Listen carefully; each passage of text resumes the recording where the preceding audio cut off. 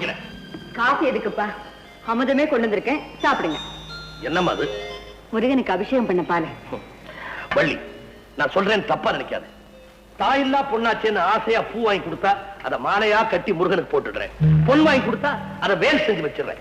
துணிமணி எடுத்துக்கமான்னு சொன்னா அதை பட்டாடையா வாங்கி அந்த முருகனுக்கே சாத்திடுறேன். இப்படி எதை செய்யறதுக்கு சொன்னாலும் அதை முருகனுக்கே செய்ய சொல்லிடுறிய. உனக்கு கல்யாணம் செய்து வைக்கணும்னு ஆசைப்படுறேன், அதையும் அந்த முருகனுக்கே செய்ய சொல்லிடாரு. நிச்சயமா சொல்ல மாட்டேன்.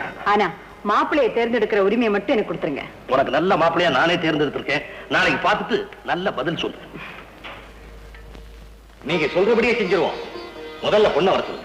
கோயிலுக்கு போயிருக்கிறா, இப்ப வந்துருவா. வந்துட்டாளே. வாமா வள்ளி, மாப்பிள்ளை வீட்டுக்காரங்களா வந்துட்டாங்க. மாப்பிள்ளை வீட்டுக்காரங்களா வந்துட்டாங்களா? வாங்க வாங்க வாங்க வாங்க வாங்க. வணக்கம் வணக்கம் வணக்கம் வணக்கம் வணக்கம். எல்லாருக்கும் வணக்கம். நீங்க எல்லாம் வருவீங்கன்னு தெரிஞ்சுதான் அம்மா கோயில்ல பாலாபிஷேகத்தை தடபுடலாம்